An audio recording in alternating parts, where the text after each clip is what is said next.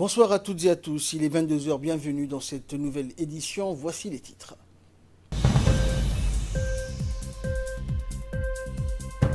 Sous l'égide donc du Premier ministre, une cérémonie concernant le lancement du programme du contrat d'insertion professionnelle a été organisée et chapeautée par l'ANEFIP. Et concernant la crise des migrants en Europe, l'Italie change d'attitude et rouvre ses ports. Bonsoir à tous. Une importante cérémonie de lancement du programme intitulé Contrat d'insertion professionnelle a eu lieu ce matin au Palais du Peuple. Cette cérémonie donc a été présidée par le Premier ministre, Al-Haj Abdelkader Kamel Mohamed, a réuni plusieurs membres du gouvernement, des parlementaires et des représentants des organisations onusiennes et internationales, plusieurs représentants du secteur privé ainsi que plusieurs invités. En effet, l'ANEFIP, l'Agence nationale pour l'emploi, la formation et l'insertion professionnelle qui chapeaute ce programme, a entrepris un projet d'appui à l'emploi donc qui a pour vocation de favoriser des jeunes diplômés djiboutiens éprouvant des difficultés liées à l'embauche. Il s'agit d'un contrat professionnel payant pour une période de 5 à 6 mois dans le secteur marchand. Les résultats donc du programme sont édifiants puisqu'il permet non seulement aux stagiaires d'avoir une première expérience au stage rémunéré avec la possibilité d'embauche en fin de contrat, mais aussi aux entreprises d'avoir un premier contact et de découvrir les qualifications des jeunes diplômés ou non diplômés djiboutiens. À son arrivée, donc, le Premier ministre a été accueilli par le ministre du Travail et a pu visiter les différents stands. Il faut rappeler donc que l'insertion à Djibouti des jeunes diplômés dans le marché du travail est l'épine dorsale de la politique du gouvernement pour lutter contre le chômage. Plusieurs interventions ont eu lieu durant cette importante cérémonie, notamment celle d'une jeune insérée dénommée Idil Aden qui a été recrutée par une banque de la place suite à son stage.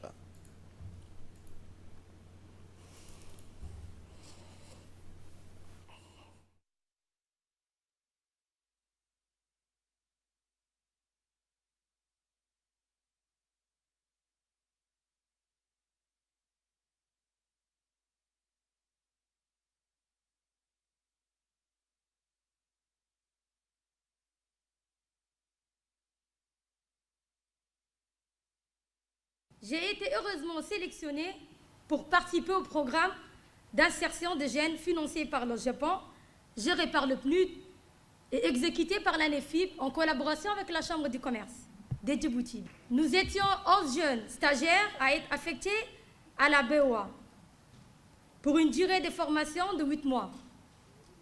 Nous avons bénéficié d'un encadrement et d'un suivi rigoureux tout au long de notre période de stage. Il n'y a pas de secret pour réussir dans cette expérience.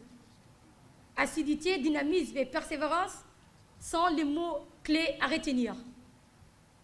Vous allez acquérir une expérience enrichissante qui vous permettra d'être prêt à intégrer le monde du travail. Soyez assidus et concentrés sur vos objectifs. N'hésitez pas à prendre des notes, posez des questions et surtout, soyez curieux et à l'écoute. Sur les 11 stagiaires placés à la Bank of Africa Mer Rouge, 8 ont été recrutés et intégrés comme personnel et 3 ont abandonné. Vous devez tous être du côté de ces 8 personnes. La continuité de ces projets dépendra de votre réussite. Et à présent, je vous propose de suivre l'intervention également, mais cette fois-ci du directeur général de l'ANEFIP, Moustapha Omar. L'état du programme dépasse largement nos attentes. Le programme permet non seulement aux apprenants d'avoir une première expérience en stage rémunéré, avec la possibilité de se faire embaucher par la suite, mais aussi aide les entreprises à disposer d'une main-d'œuvre qualifiée grâce à l'accompagnement de l'ANEFIP. 150 jeunes diplômés et non diplômés ont bénéficié de ce programme qui va bien sûr se poursuivre chaque année.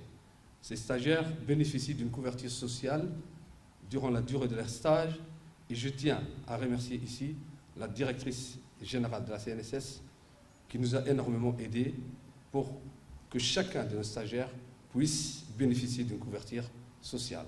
Ce programme est un genre nouveau, puisque c'est un stage rémunéré sur fonds propres de l'ANEFIP. Mesdames et messieurs, permettez-moi de remercier les partenaires techniques, en l'occurrence les entreprises ici présentes, qui ont accueilli nos stagiaires. je vous dis merci, merci encore. Et la coordinatrice résidente du système des Nations Unies, Barbara Manzi, donc, a rappelé que les Nations Unies, le système des Nations Unies, donc, soutiendra toutes les initiatives du programme de développement du gouvernement djiboutien. On l'écoute.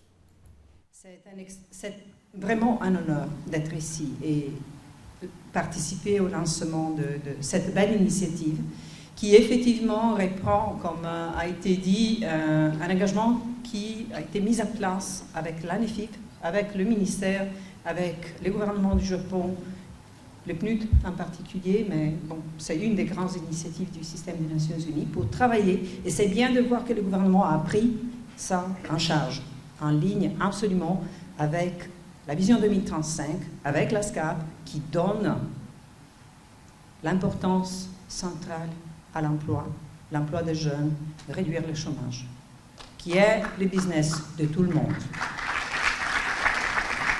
Et c'est le business de tout le monde, comme on le sait, et moi je suis pour ça, les objectifs du développement durable, qui déterminent particulièrement et donnent une importance, ça c'est plus facile à dire, au job. Création du travail. On a un défi, on a beaucoup de jeunes, le numéro de jeunes va augmenter, le numéro de jeunes à être employés, bon, ce sera encore plus nombreux. Et donc ça demande un travail ensemble avec le secteur privé, pas seulement avec le secteur public, ça demande l'engagement des Nations Unies à côté de vous tous et toutes. Je peux vous dire que je suis fière de voir, j'ai commencé à voir un peu quelques données. 2018, 600 postes de travail créés. L'initiative dont on parlait, 13% des jeunes qui ont fait les stages ont été embauchés. Donc il y a vraiment des perspectives, il y a un intérêt du gouvernement, il y a un intérêt du secteur privé, il y a un intérêt de travailler ensemble. Et le président de la Chambre de commerce de Djibouti, Youssouf Moussa Dawale, est également intervenu donc à la tribune de cette cérémonie. Il a pour sa part félicité le secteur privé de soutien donc envers les jeunes diplômés djiboutiens. On l'écoute. L'acte de courage veut que le gouvernement et le secteur privé doivent travailler en synergie pour que nous puissions réaliser ce genre d'objectifs qui rentrent dans l'histoire de notre pays pour diminuer les problématiques du chômage et du désespoir des jeunes diplômés dans notre nation. Je tiens à rappeler l'importance de ces mécanismes d'insertion professionnelle qui va permettre à un certain nombre de jeunes de bénéficier d'une formation en entreprise pouvant déboucher sur un recrutement. Le profil de ces jeunes candidats à l'insertion est composé des jeunes diplômés, mais aussi des jeunes issus de la formation professionnelle. Monsieur le Premier ministre, Mesdames et Messieurs, aujourd'hui nous œuvrons tous pour le même objectif, à savoir agir ensemble pour réduire le chômage. La Chambre de commerce de Djibouti et dans son ensemble le secteur privé travaillent déjà et a travaillé depuis plusieurs années avec l'ANIFIP, notamment les projets d'appui à l'emploi financés par la coopération japonaise à travers le PNUD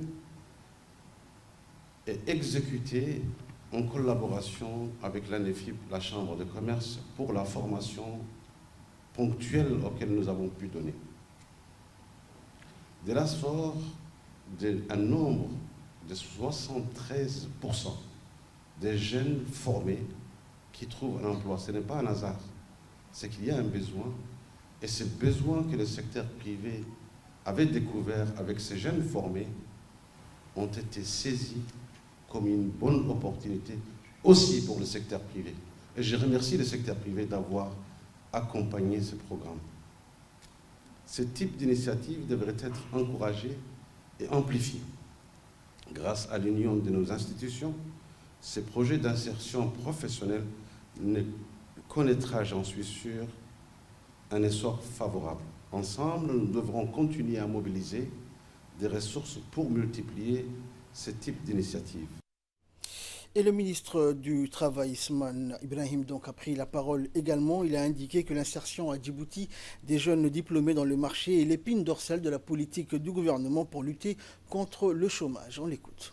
C'est avec un immense plaisir que je prends la parole en cette circonstance heureuse, bien heureuse, de la cérémonie de lancement du programme d'insertion professionnelle. Une composante à part entière de tout un dispositif cohérent mis en place par le ministère du Travail et dont l'unique objectif est d'assurer un emploi décent et une justice sociale pour toutes les Djiboutiennes et pour tous les Djiboutiens en recherche d'emploi. Ma joie est d'autant plus grande que cet événement qui rassemble les représentants de la communauté nationale du dialogue social est placé sous le haut patronage de son Excellence le Premier ministre, M. Abdelkader Mohamed Kamil, l'un des défenseurs les plus acharnés, je dis bien les plus acharnés, de notre politique sociale orientée vers le plein emploi.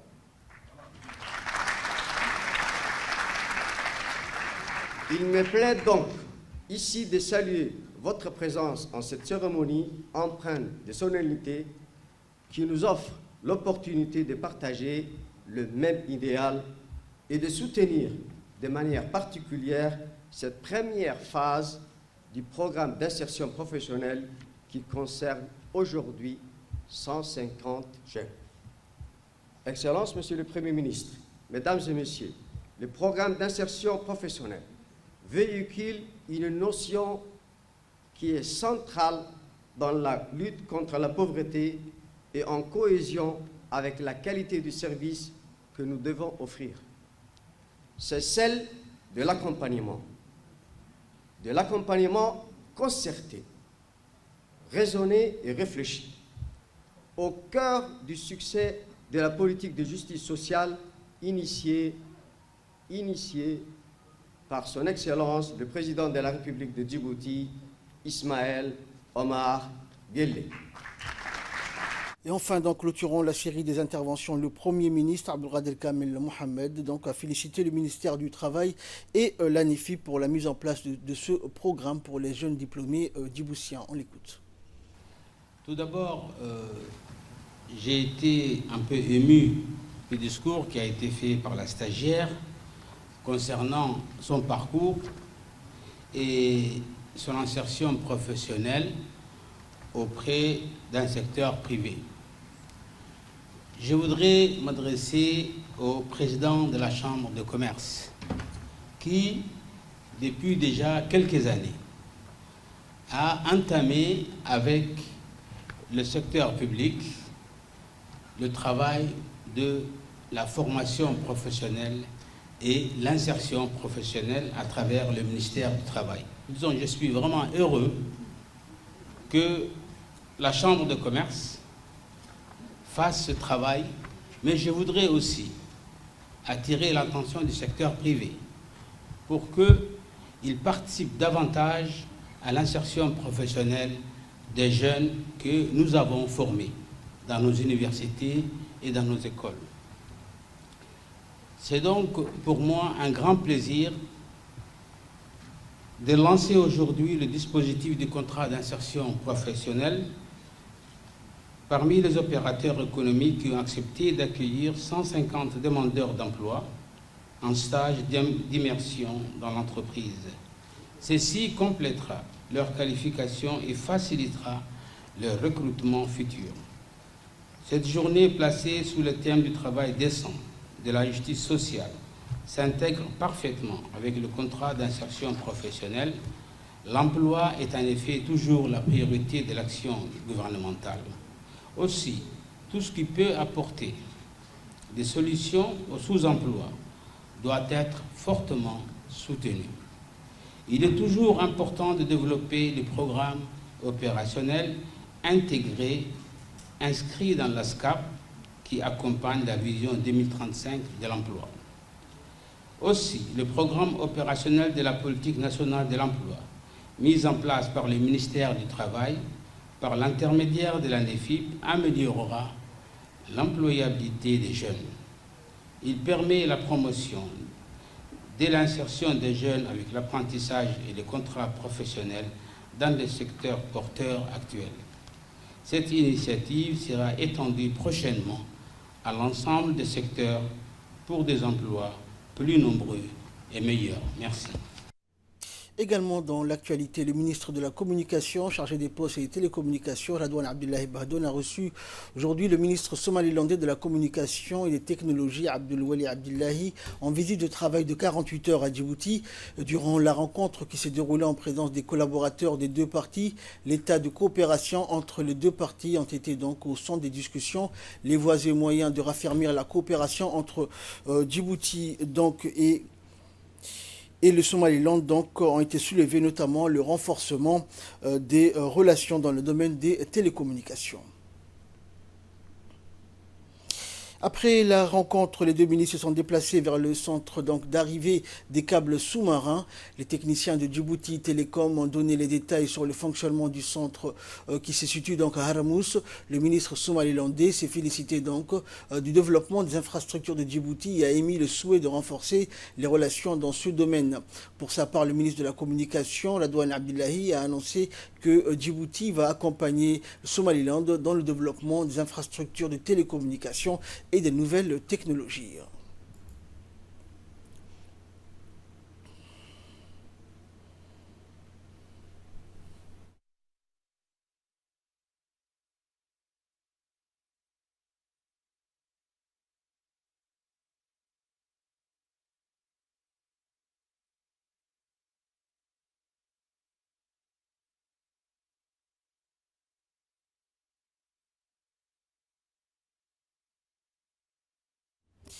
Le ministre de l'Équipement et des Transports, Moussa Mohamed Ahmed, s'est rendu ce matin à Dikil pour prendre part à la cérémonie de lancement des travaux de la reconstruction de la route nationale 1.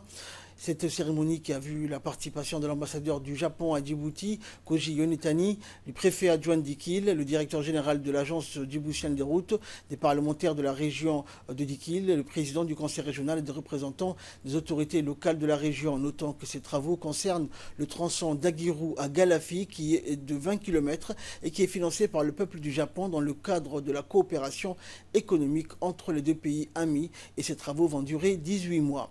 À son arrivée, donc, le ministre de l'Équipement et des Transports a été accueilli par les autorités locales de la région donc, de Dikil ainsi que par les responsables de la société donc, qui va mener donc, ce travail reconstruction de la route RN1 et de la population de Dikil.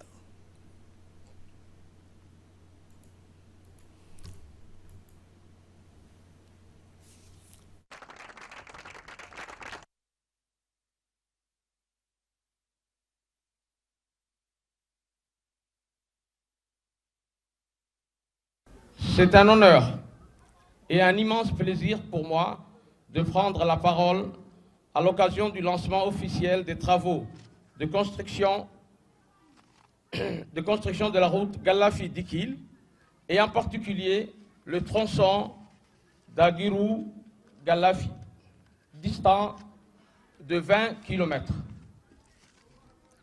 Et sur financement de notre pays frère, le Japon, et sous la responsabilité de la société japonaise Dai Nippon Toda Joint Venture. Profitant de cette occasion, je voudrais remercier à travers son ambassadeur ici présent, le gouvernement et le peuple japonais pour leur soutien financier. Et dans son intervention, l'ambassadeur du Japon à Djibouti a salué les relations fraternelles entre les deux pays et a encouragé surtout la coopération en matière d'infrastructures et de transport. C'est un grand plaisir pour moi de pouvoir participer aujourd'hui dans cette ville du Dulinte avec la présence de son Excellence, Monsieur le ministre Moussa Mohamed Ahmed, ministre de l'Équipement et des Transports, à cette cérémonie de lancement des travaux pour l'aménagement de la route nationale numéro 1. Il s'agit d'un projet, comme il a été évoqué, de réhabilitation du tronçon de 20 km du corridor à partir de Galafi en direction de Yoboki, qui est au cœur de la connexion Djibouti-éthiopienne. Le projet est financé par le gouvernement du Japon avec un montant de 3,9 milliards de yens japonais, soit environ 6,4 milliards de francs Djibouti. Je voudrais d'abord saisir cette occasion pour exprimer mes sincères remerciements à tous qui ont contribué à la préparation des travaux de ce projet, et en particulier à son Excellence Monsieur le Ministre de l'Équipement et des Transports pour son aimable confiance accordée au Japon. Et le ministre Moussa Mohamed Ahmed a remercié au nom du gouvernement le peuple japonais à travers donc l'ambassade et sa délégation. Le ministre a exhorté la population de Dikil de coopérer avec les sociétés en charge afin que les travaux s'effectuent dans les meilleures conditions. C'est pour moi un grand plaisir d'être parmi vous pour procéder au lancement des travaux de construction RNA, particulièrement du tronçon d'Aguirou-Galafi. Comme nous le savons, 98% du trafic portuaire éthiopien actuel transite par le corridor Dikil-Galafi qui reste stratégique pour le développement économique et social de notre pays. Ces travaux de construction de ces tronçons consistent à l'élévation de la chaussée avec l'installation de 39 ouvrages hydrauliques tubes d'eau pour permettre l'écoulement normal du trafic malgré fortes pluies. En effet, la réhabilitation de cette route va permettre de donner un nouveau souffle économique à la région. Même si la nouvelle ligne du chemin de fer a permis de désengorger une bonne partie du trafic portuaire avec une moyenne de 2 voyages de train marchandises par jour, cette route nationale numéro 1 reste un corridor économique incontournable. L'impact économique durant cette période sera considérable en termes de création d'emplois et c'est pourquoi j'exhorte la population à coopérer étroitement avec les sociétés en charge de ces travaux. Ce projet est l'une des nombreuses réalisation d'infrastructures dont la route Tadjoura-Balho qui sera inaugurée très prochainement. La réhabilitation de cette route fait partie intégrante de la politique du président de la République, son Excellence M. Ismaïl Oumar Guelleh, pour diversifier l'offre de transport et de faire Djibouti un hub logistique régional. Enfin, je remercie au nom du gouvernement le peuple japonais représenté par son ambassadeur, son Excellence, M. Yonatani Konji, et sa délégation. Santé à présent, le ministre de la Santé, Mohamed Wassam Adili, a reçu en audience l'ambassadrice allemande accréditée à Djibouti, Anke Olchain, dans le cadre d'une visite de courtoisie. À cette occasion, les discussions ont tourné autour des grandes lignes de la politique sanitaire telle qu'édictée par le président de la République et mise en œuvre par le département de la Santé. Le ministre a réitéré son souhait de voir le renforcement de la collaboration technique djibouto-germanique dans le domaine sanitaire, notamment à travers la stratégie de convention de jumelage entre nos hôpitaux. Et la diplomate allemande s'est dit disposée à contribuer pleinement aux efforts gouvernementaux de développement national du système de santé. Tout en remerciant le ministre de la Santé pour l'accueil chaleureux et l'hospitalité remarquable qui lui sont réservés, l'ambassadrice allemande a indiqué que son gouvernement va également apporter un appui financier au plan national de riposte et de lutte contre le paludisme à Djibouti. Le ministre des Affaires musulmanes, de la Culture et des Biens Warf, Moumin Hassan Barré, a reçu ce matin la visite de courtoisie de l'ambassadeur de France à Djibouti, Arnaud Guillois. Le ministre a profité de cette occasion pour saluer l'excellence des relations et les liens d'amitié qu'entretiennent les deux pays amis dans divers domaines de développement.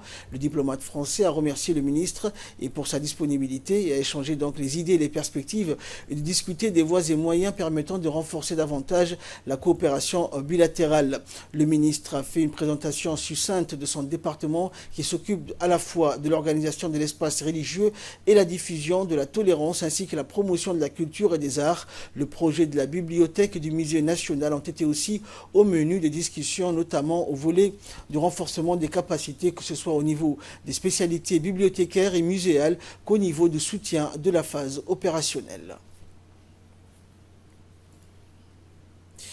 Une cérémonie de fin de formation de la 8e promotion de l'apprentissage de la langue anglaise s'est déroulée aujourd'hui à l'état-major de la garde républicaine. Les stagiaires étaient au nombre de 32, tous issus des différentes forces, donc armées djiboutiennes, mais à la fin, 12 stagiaires ont réussi leur formation qu'ils ont pu suivre donc durant 10 mois au centre d'instruction du camp Omar Aline.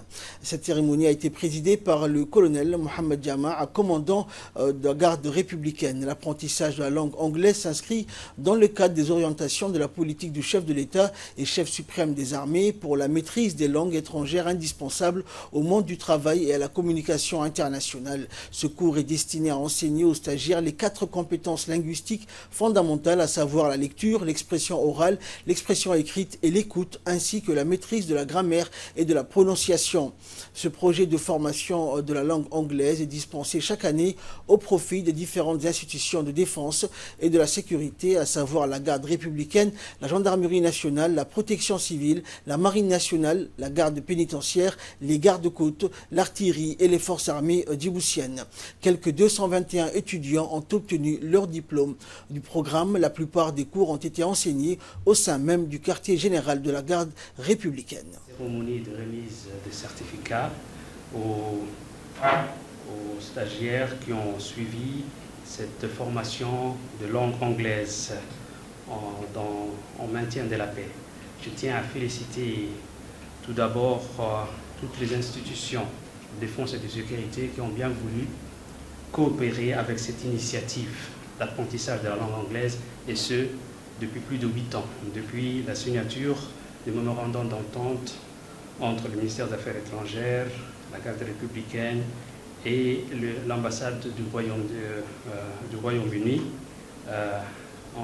C'est un grand honneur d'être ici aujourd'hui pour la présentation des certificats pour les diplômes récents des cours entre septembre et juin, ici à la garde républicaine, qui a été organisée en collaboration avec l'ambassade britannique à Addis Ababa et le projet d'anglais de maintien de la paix du British Council. Je suis l'attaché de défense du Royaume-Uni, colonel Matt Munro. Je vous présente M. Peter Hare du British Council. Je tiens à dire que le gouvernement britannique valorise ce programme avec un partenaire de confiance. Félicitations aux finissants qui ont travaillé très fort au cours des 10 mois pour achever les 3 niveaux, et mieux vaut pour un avenir où ils peuvent utiliser la langue anglaise. Et de son côté, le colonel Mohamed Jama, commandant de la garde républicaine, a adressé ses remerciements au secrétaire général du ministère des Affaires étrangères et aux représentants de l'ambassade britannique pour leur effort conjoint afin d'entretenir cet important centre pour la carrière des militaires. Il a ensuite transmis ses vives félicitations aux finissants de cette formation qui ont fait preuve de bonne volonté et d'assiduité pour obtenir le diplôme délivré à l'issue de la formation. On l'écoute. Je suis heureux de participer aujourd'hui à la cérémonie de fin de formation de 8e promotion d'apprentissage de langue anglaise au centre d'instruction camp Omar Aline de la garde républicaine.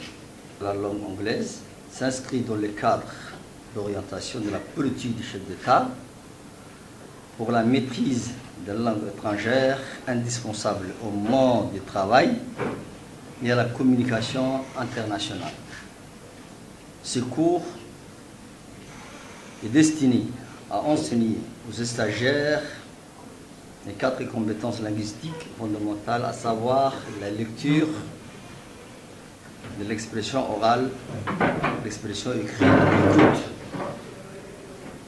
ainsi que la maîtrise de la grammaire, de la prononciation. Cette formation a été dispensée au profit de 30 stagiaires au début, à l'issue des différentes institutions de défense et de sécurité. Mais à la fin, 12 stagiaires ont été réussis à leur formation. Le résultat de l'examen final montre amplement que les stagiaires sont investis considérablement pour être à la hauteur des attentes de leur commandement.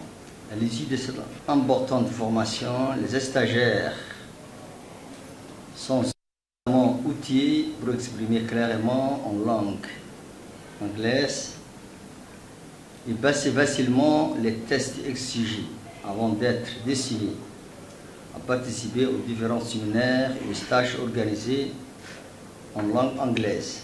À cette occasion, je remercie. Remerciements s'adressent à Monsieur le directeur de la relation bilatérale, ici présent, aux représentants des ambassades britanniques et l'attaché de France des royaumes britanniques pour les efforts indéniables et soutien apporté au Centre de langue anglaise pour l'enrichissement de la carrière militaire. Ainsi, je remercie le personnel militaire encadrement et le professeur Ibrahim pour leur disponibilité et abnégation manifestée durant toute la période de la formation particulièrement intensive. Et enfin, pour clore l'actualité nationale, le secrétaire général du ministère de l'Éducation nationale, Mohamed Abdallah Mahiyoub, a lancé ce matin les travaux d'un atelier dédié à l'analyse sectorielle du système éducatif national. L'événement s'est déroulé au centre de formation des enseignants de l'enseignement fondamental avec la participation de nombreux cadres et responsables du MENFOP. Les travaux de cet atelier qui doivent se poursuivre durant les 2 semaines à venir sont consacrés à la préparation d'une évaluation et d'une étude profonde du système éducatif, tant sur le plan des objectifs, des coûts, de la qualité, de l'équité, mais aussi des réalisations et des chantiers en cours qui devront permettre de dessiner les contours du schéma directeur de l'éducation pour la période 2021-2035. Et dans un mot d'ouverture, le secrétaire général a déclaré que le présent atelier servira de base à l'étude qui devra durer près de 9 mois et permettra de passer au peigne fin l'ensemble des composantes du système éducatif, tant dans ses performances que ses objectifs et ses résultats attendus. Plus généralement, l'atelier qui vient d'être lancé permettra de mettre en place les bases de travail ainsi que le groupe thématique qui associeront les experts internationaux et les cadres et responsables djiboutiens pour mener cette importante étude. Et de là, nous passons à l'actualité internationale. 1 milliard de dollars sur 4 ans pour combattre le djihadisme. C'est la décision phare du sommet extraordinaire de lutte contre le terrorisme de la communauté économique des États de l'Afrique de l'Ouest de la CEDEAO qui s'est tenu hier à Ouagadougou au Burkina Faso. Le plan et son budget, donc, qui fait appel uniquement à des ressources internes, seront présentés en décembre lors du prochain sommet de la CEDEAO à Abuja, au Nigeria, donc. Et au Nigeria, mais l'argent qui sera versé donc comme un pot commun servira notamment à renforcer les capacités opérationnelles des armées nationales ainsi que des forces conjointes comme le G5 Sahel ou la force multinationale mixte du bassin du lac Tchad. Et enfin, migrants, l'Italie change d'attitude et rouvre ses ports. Cette fois, pas de blocage aux portes de l'Italie. Rome a autorisé hier le navire humanitaire Ocean Viking à faire débarquer sur l'île de Lampedusa 82 migrants secourus en mer, voilà 6 jours, après un accord européen sur leur répartition. Une attitude bien différente de la politique appliquée par l'ancien gouvernement et son ministre de l'Intérieur d'extrême droite, Matteo Salvini. C'est entre l'Italie, la France, l'Allemagne, le Luxembourg et le Portugal que l'accord a été trouvé, la négociation d'un mécanisme temporaire de répartition automatique en Europe des migrants secourus en Méditerranée a été confirmée jeudi par une source diplomatique à Bruxelles. C'est tout pour ce journal. Merci pour votre très aimable attention et excellente soirée sur Télé Djibouti.